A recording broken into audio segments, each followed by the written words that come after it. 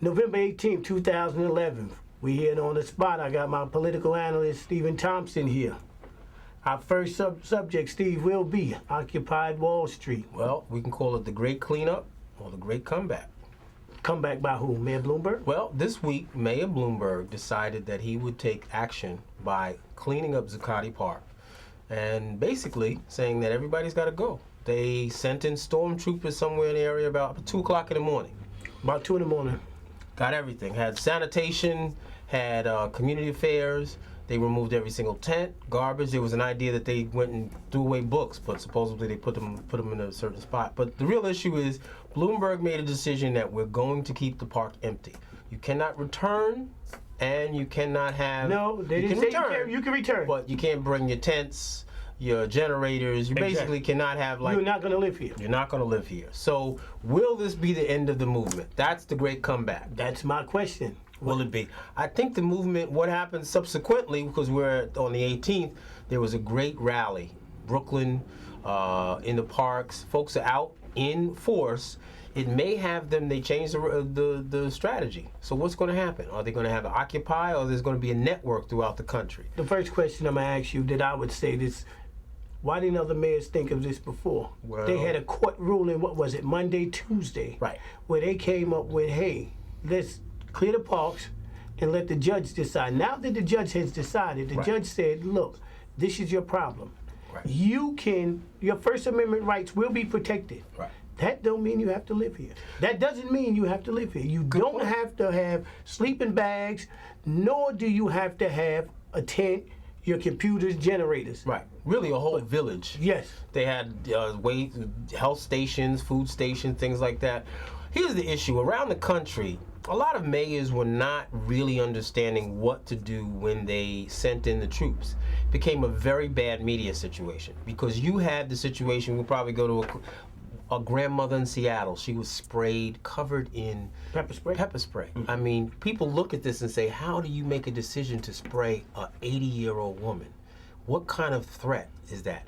So a lot of mayors don't understand the power of a paramilitary force like the police. They overshot their hand.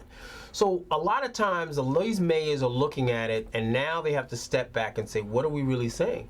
It's energizing the movement. The movement is very clear, and there's metaphors for that. When you look back in the civil rights movement, a lot of the response was over the top, really. Yesterday, who won? Well, who did we say won? I think Occupy Wall Street. Wait, I'm gonna tell you why. Why? Their plan was to take over Wall Street. Right. Didn't happen. No, they were going to put their stock market, not affected. No, not a problem. You said you was going to take over the Brooklyn Bridge. Well, didn't happen. Didn't happen, no. They're going to push back. But what I did see was a different style of people there. Really? What did you see? You saw suit and tie people. You saw people that just was upset.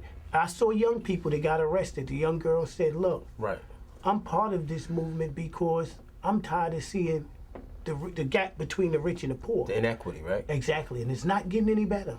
Well, see, I think that's the key thing a lot of people realize, that you and I know political process, and you've always been the one to say things take time. Yes. You know? So one of the things that happens is they are successful, let's say in a 2-month situation, you are now on the lips of the political conversation. Maybe that's the beginning. Nobody knows what's going to happen, but to really get in the loop of the political conversation, very difficult. A lot of people would like to talk about a lot of things, environmental, inequality. They brought it up. So now everybody knows, if you get the regular working person, man and woman, to go, well, I know that I'm a part of the 99%. They know it now. They know it now. Because they have been fooled by the GOP machine. It's very difficult when you have a lot of people saying, all we need is 999. All they've been telling you is, no, the rich, you're going to trickle down. The trickle-down effect of not cutting the rich taxes will create jobs. A lot of people are still waiting for the rain to come down. But the tax cuts has been in effect for years. These Bush tax cuts have not helped anybody. That's the issue. So a lot of people say, what is going to help me, my family? Just basic stuff. You go to the supermarket, prices never go down. What I'm going to tell you is, and I'm going to throw this out here, I believe this here march, this movement, can be the end of capitalism. Oh, He went. I'm going big. far. I'm going far. You went to the wall. You're starting to you have to start criticizing capitalism. Right. Is a failure. It's a failure. Okay. It's a failure. What I mean by this here is the right push. The free market. Right.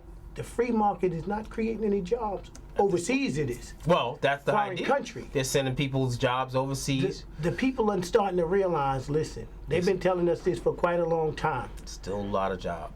Still a lot of conservatism. Right. Conservative principles is not working.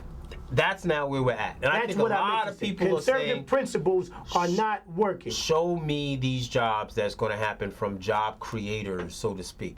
So that's the issue. So we get back to the larger. We have a few shows that we talked about economics.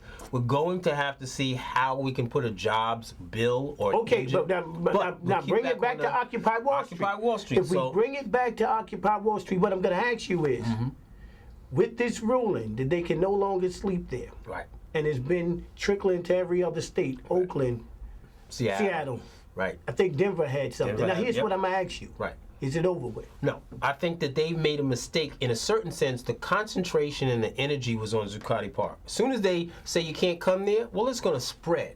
Because that means that the core individuals who are really about politics and not people that hangers-on, they're going to now reorganize. And they're just going to figure out a way to make the focus not necessarily about a place, but the issues. Maybe politics, maybe boycotting. We don't know what it is going to be, but they're going to get more active. I threw something out there which was, right. You might have to go into the shelter systems. Oh, that's a good point. So if you say, I don't know, I'm throwing it out there. And I said it to Ted. Ted said, said that people had came up with it. Right. What are you going to do when you flood a system? You got to occupy something based on what you were doing. Right. So what do you occupy next? It's the show. Well, interesting. I think that they made one of the strategic things that they could think about is Occupy becomes a connection to young people in their schools that are basically political sometime, but haven't been political in a number of years. And then you talk to Occupy areas. I think that's the connection where they're going to talk to Black communities, Latino communities, and they get smart. Then that makes the movement huge. People are tied into the same goal. And that's where a lot of people, I think I've seen so many people energized by this. Yes. It just amazes me. Because, you and I, you're a political head. Yes. You don't see, you complain like, people are not talking about politics. Now they're starting to go, wow, you know what? I think I want to talk about that. But with the movement of the people, the court ruling. Right. I don't think that is an immaterial, you look at the history of movements, court rulings are what they are. That is a part of a system. You're not necessarily gonna beat that all the time. The first word is occupy. Right. You no longer have a place to occupy. What do you do? Where do you do? I think that is important, but I think the issue is to change the conversation. And that's really, it's more of an occupy your mind. Because remember, day to day, when you have people realizing that they have this inequity and they're able to start the conversation about it, you know what? I see that this is not working. That means you got the rank and file. And that's a hard thing to do. I think you might have to do a Wisconsin move. And do a recall or something like that? No, I'm not talking about a recall. Okay. Occupy the state capitol today, and tomorrow City Hall. And keep it moving. You might have to. The bottom line is, in the wintertime, in the snow. Right. Wisconsin had 100,000 people out. Exactly. And that's amazing. And the idea. You might not do it all day. Right. But what I'm saying is, you're going to have to occupy something. Right. So what do you occupy? Well, the whole issue is I think you may have to do what we call a carousel. So to your point, occupy the state government, occupy your city, municipal places, and occupy the courts. Occupy the courts. Now that gets kind of touchy. If you shut them courts down and you run up in them courts, then you're really going to have an issue. Then what? That's a tough one because then the court system itself is there. That's a statement. That's the status quo. Yeah. But I think that's going to be good. But I think that transitions to what is our political landscape right now. Well, before we close it out, we want the General Assembly to come up with a strategy because now with things changing and you no longer can sit in the park, now it's time to say now we gotta choose sides. Right. What are we gonna do? We're gonna really impact. How do we affect this election. Electoral system. Exactly. Right. How do we affect what's happening here with the economy? Right. The super committee is almost done. Stuck or whatever. Let's see what happens With the direction we this go. week in Occupy Wall Street. The week ahead. We'll close this segment out. We'll be right back after a brief message from our sponsors. We're back. Steven Thompson is here on the spot, political analyst. Next subject, the GOP, the great Rick Perry. They said the grand old party. Well, you know what? The issue now is we're going to call it the Kim Kardashian Index. So we're going to say, how long are you going to stay relevant? 72 hours? 72 days? So what is it? They keep switching through Rick Perry, his issue. They asked him a question. He could not. So they asked him his policy. Right. That's more than a question. No, not only policy. That's the question. Right. But they asked for your own policy. Well, he can't remember things, and it's very difficult. Seems that, what we're seeing connections in all of these GOP candidates, they have a little difficult time on the brain side. So that moves from Perry to Herman Cain. Herman Cain. Really, two things, of course, from our last show we talked about. The first thing up, he had a whole lot of allegations. No. Yeah. You have to talk about Rick first. Let's finish Rick. Talk about Rick. Rick and his forgotten moment. Forgotten moment. He couldn't figure out what particular government department, that the third government department, that he said he would eradicate. It's 3 agencies of government when I get there that are gone: commerce, education, and the what's the third one there? Let's see. We need 5. Oh, 5. Okay, so commerce, education, and the EPA. EPA. There you go. No, okay. Let's talk deposition. Seriously? Is EPA the one you were talking about? Or? No, sir. No, sir. We were talking about the agencies of government. EPA needs to be rebuilt. There's no doubt about that. But you can't name the third one? The third agency of government, Yeah. I would do away with the education, the commerce, and let's see. I can't. The third one I can't. Sorry. Oops. So everybody's asking, well, you need to tell us. But that was the issue in a debate. He's had a series of this. Is this the end? Is he going down? He can't afford another debate where he literally melts down. Well, the Republican Party is doing a Sarah Palin / let's just dumb down our people to the point that they should accept everybody.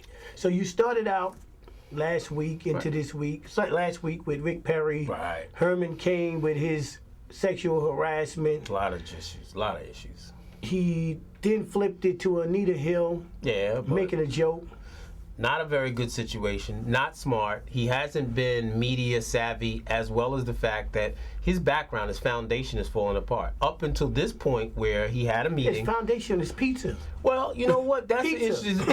It's a lot of people are questioning it now, and everybody says when you are fodder for Saturday Night Live, you know stuff is going bad. But this is the issue. You come to a editorial meeting for one of the major newspapers in the East Coast, and you cannot handle it. So you agreed with President Obama on Libya or not? Okay, Libya.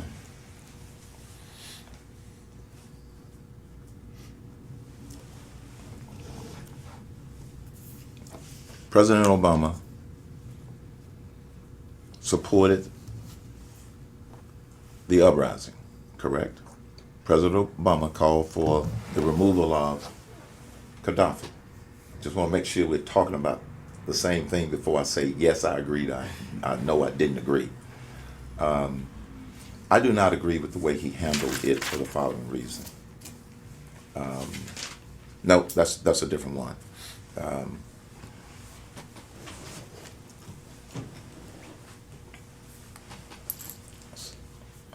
I got to go back to see. Got all this stuff twirling around in my head. Specifically, what are you asking me? Did I agree or not disagree with Obama? I was asking if you agree. Craig was asking you about the Bush foreign policy, so I was taking a specific example from the Obama administration. and you're talking to a series of embarrassing when I sent you that. Look at a YouTube back and forth, and two, we'll look at it. In 3 days, this man got 700,000 hits. Because people can't believe. Yes. That the presidential candidate. And to top it off, not only that, his statement, or the paraphrase, a president doesn't have to know all of that stuff. No, he don't. That's not your job. I mean, whose job is it? Well, see, a lot of people wanted to say this to correct him. It's like, you know what? You can say a lot of things about Bill Clinton. And he had very intelligent, man's a Rhodes Scholar. Yes. But he made the last decision. Every president has advisors, but you're going to have to make the decision based on the information that your advisors give you. And you have to weigh it in because this new era of the GOP. Right. George Bush was certified slow. He was with a degree from Yale. With a degree from Yale. I don't know. He got a degree from Yale. I know a lot of alumni from Yale were not happy about that. Yes, but he has his Yale degree. Okay. He understood how to make a decision. Right. And he understood. But you usually got a calling from God. You can't get that. Yes, without a doubt. Now, Sarah Palin came on, and they dumbed down the Republican Party, and she didn't know basic stuff. Once she saw Russia from her. Right across the street from her backyard. That's right, because I usually see Jersey from my window in Brooklyn. So they give you're expert on Jersey. Well, when Jersey wants to invade New York, we're going to be ready. Because you can see. I can see them. They're not coming through. So now you have Mr. Godfather Pizza. Godfather. He said he don't have to know everything. This is a challenge. A lot of people look at the American landscape and say, what has happened? The GOP nomination is going to go to a person. We talked our last show. For some reason, they don't like Romney. So everybody cycles through, and they get there. That's why I said to Kim Kardashian, they get there 72 seconds, 72 hours, whatever, and then the marriage is over, right? But Herman Herman, he said, wait a minute, it's just... It doesn't make so many things that's going through my mind. But going through my mind, there was some old R&B show. I can't. It's going to be. You really may have to take a tissue because you're going to cry. Let me tell you. He couldn't. He was fidgeting. He had a thing. Unbelievable. It doesn't make no sense. Then he babbled, and the man he said, "But this is. I'm asking you this question. Simple question. You never answered the question. We're in an editorial meeting. Yes. It's not like sitting there going, I'm preparing. It's an editorial meeting. These are editors. Current affairs. Just basic. I probably have some high school students go, I'll tell you all the dimensions, which to your point, last show, you said, hey, I didn't believe it. Newt's on the come up. Wait, no. I got one other thing we got to came before we get to Newt. Okay. We need a leader, not a reader. Did you hear that statement that he was made? Rough. That's everybody was playing that over. The Simpsons made. They went Simpson made that. We need a Homer leader. Simpson made that statement too. Unbelievable. So somebody on the Simpsons made it. It's really sad, and the GOP looks at these potential. Is this where they get their policies from? This is what a lot of people say. Look what's happening. It's a circus. Or the new Zoo Review, somebody said. I mean, for older folk who know. But then maybe I can get 700,000 hits if I say GOP is promoting leaders, not readers. We can get 700,000 hits too. You can find out. Days. You just have people just like Herman Cain. And that's the sad part. Now let's get to this Newt, because you do recall 2 weeks ago I said Newt is on the. I said I don't know. I think he's dead. Newt's on the rise. Well, everybody else is dead. But because they keep this is 72-hour rule. Yes. You only get 72 hours before you put your Herman foot is dead. He's dead. They say put a fork in him. He's done. Said, he's done. He's done. So now Newt turns around and he's rising and all of a sudden. Guess what they find out? What Newt happened? Was taking money from Fannie Mae. But it's not just a little. It wasn't even $50,000. No, 1.8. Newt got 1.8 million. No, what do you do? How much he got for retainer? 1 year he got $600,000. Now, can you imagine a 1 year retainer? But MSNBC, CNN played a great deal of footage with Newt criticizing every other politician. He said you should go to jail if you dealt with take that back, Fannie Mae.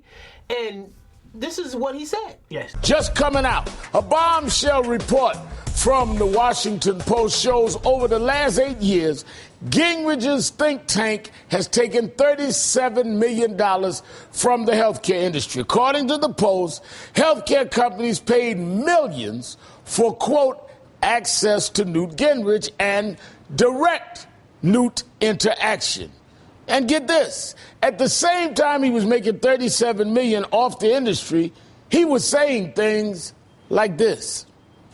To have a 21st century intelligent health system, our goal has to be for 100% of the country to be in the insurance system, including, I think, a requirement that if you're above a certain level of income, you have to either have insurance or post a bond. A requirement to buy health insurance. Sounds like a mandate, just like the one in the Obama health care law. But check out Newton now when the money's already in the bank and he's running for president. I am completely opposed to the Obamacare mandate on individuals. I am opposed to a federal mandate. I am opposed to Obamacare. If you dealing with these people who propped up the mortgage Bonnie and Frank, destroyed all of them, on Bonnie, everybody. Chris Dodd. So what is he going to say? So he shot himself because, let me tell you, these past the news cycle this week is all about Newt. You got to explain. But wait. This is going to be a rough week. And he's getting ready to get his Herman Cain moment. Whoever steps up in that media spotlight will get shot down. Well, it's a I guess you say you're not a lobbyist. Back in the day, I guess they said you put wings on a pig, but it don't make it fly. Well, Newt is he's about to get shot down within the next. Who's left, Norm? Who's left that can come up? Huntsman? Huntsman is. They're looking at And Huntsman. He said, I think he spent about $800,000 in a week. Yeah, 400,000, 800,000. So it's his turn. It's his turn. But here's the problem. I'm gonna give you my prediction. Mm-hmm. They keep putting Mitt Romney on the back burner. Oh, they just do. And not guess like what? This man. Now it's gonna be a problem. When everybody else get wiped out. Mm-hmm. Then you have nobody else but Mitt Romney. Is this like political musical chairs? The music yes, but stops? here's the problem. What are you going to do if Mitt could find a way to actually win? You mean win? Well, he went. I mean, he's the front runner. He's the front runner, and if he gets to be the front runner all the way to the top, and he's running against. See, because I think in the long run, he don't owe anybody anything. But he's a very rich man. But here's the issue: they say that if he wins, he becomes the GOP nominated. The nomination. He gets the nomination against Obama. The Republican base doesn't come out and vote for him. So President Barack goes right into office without a real problem. That's the question. But if he can stumble up and find a way to win, you still have another problem. What? He don't owe his base anything. This is true. The Sean Hannity's, Rush Limbaugh. They don't tend to like him. They can't stand him. And now, if he get there without you, he doesn't have to talk to you. But I'm saying if he couldn't, I know it can't happen. He'll govern from the center. Wow. Because he don't owe anybody. He don't owe anybody. Okay, it's an interesting idea. When you don't owe anybody, you can do what you want. You can do what you want. You don't need that base. But the question is, will he energize the base? Because obviously, no, I don't think they'll come out to vote. He obviously his views on abortion, health care. They but don't his like healthcare issues by itself is really. He was the man who was the prototype for Obamacare, isn't it? Yes. So and they're working with him, but we're getting all type of signals from control room they're saying, you know what, we got to wrap this subject up. We got a good show. We'll be right back. All right. We're back on the spot. Steven Thompson. Hey. The control room was going crazy a little while ago. Hey, you know what? Control room is trying going to stay crazy on the track. Ted and Derek keep us right. Screaming, the segment is over. The segment is over. But That's we're back with a new one. Penn State. This is amazing. We have a breaking sex crime scandal that opened up, which was so shocking for individuals who know. The real short story is Coach Sandusky, basically has been accused of sexually abusing young boys over it looks like it may be a period from the late 70s, from the start of his nonprofit. The school. The students watched the football game last Saturday. It was very emotional. It's a sad day for Penn State students and the team. And really the whole Penn State alumni. The alumni, the Penn State adults dropped the ball. Well, here's something that I think is lost in a lot of issues, and I like to speak about it, is that we talk about these reputations, but we always forget, even in some of the issues that happen in Bishop Long, about the victim. Yes. We have to look as a country, and President Obama said that, we have some soul searching, that these victims, we look at the institutions and the people, and we don't look at this idea of a victim. And these are our children. I think these are our brothers, our sisters, people who do not have the ability to secure or be secure themselves. So what are we saying as a human being or our country? So Penn State, you're right. They're really suffering. The students and the players. And the players. They had no dealing with this in any shape, form, or At all. fashion. Right. Now, Right. you went to Penn State for Coach Paterno. True. For Joe. Joe Paterno. Joe is gone. Right. So we got to You talk wanted about to say right. you wanted to be under the tutelage of Joe Paterno. A legend in what is he, the longest? Well, he coached for 46 years. 46. That's long enough. Right. Well, he is nobody that's really longer than that. But you know, probably the winningest coach in that scheme. I think he's the only one under him. Eddie Robinson, African American coach. Eddie passed away. Grambling. Grambling. But the issue becomes that is a difficult thing to deal with is, does Joe have some responsibility? Of course he does. Well, that's interesting. Joe, a lot of Joe people, was the team.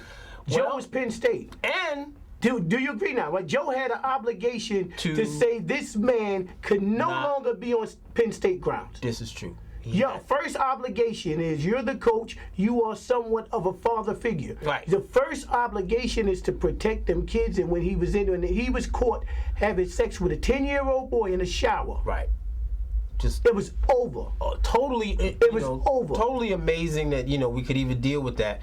Here's an issue. We have so much of up and down the stairs, meaning that we've lost the athletic director, a vice president of academic affairs, the president of the college. This is such a huge scandal. I want to know. Many levels. I want to know, because the control room said 2 minutes. I want to know if the students, 1 week has been passed. Right. Week and a half. Mm-hmm. I want to know now, do the students feel the same way? Well, and I don't think they do. I think they realize this needs to be done because with all other kids that's coming out and all the different stories that's coming out, a lot of things, too many things was known that should not have been happening into school. So let's move on. Right. Joe is gone. Let's see. Other what coach had to take a leave of absence. Really, some amazing stuff that things that are starting to come out. The first thing you do is protect the students. There you go. So utmost. That's your job. This man had kids there. There you go. He should have been out of here. So one quick change of that, Steve. Right. Syracuse got a little scandal there too. They got a little thing that's coming up that is and they had to revisit it. Yes, they said assistant coach, been there for over 30 years. Yes. People who watch Syracuse. Yes. My father used to watch Syracuse Bowl all the time. We used to sit and watch. It's serious. It really is serious. The issue that comes up continually, whether it be the Catholic Church, and the issue is when you found out, what did you do? What did you do? So this is the issue that is the core of it. In those capacities, why isn't our criminal justice system able to respond when somebody makes a report? That's going to be something that probably now top organizations gets to cover up. We're wrapping it up now, and on the wrap up, we will say. Rest in peace to a rap legend. Respected rap legend. Heavy D. All of us who are probably over, I'm only over 21. Yes, that's all. Right, but Heavy D is a part of our world. Yes. He made hip-hop respected. And as you pointed out, not a beef. No. Never Russell Simmons said it best. I believe Russell said, listen, Heavy was one of the only rappers out here that had no problem with nobody. That's right. He self-proclaimed the overweight lover. Yes, Heavy D. And rest in peace. Rest in peace. Condolences to the family. There you go. We're out. On the spot. Next week, we'll be right back. Right. Zucotti Park. There you go. GOP. What's next? 999. Yes, indeed.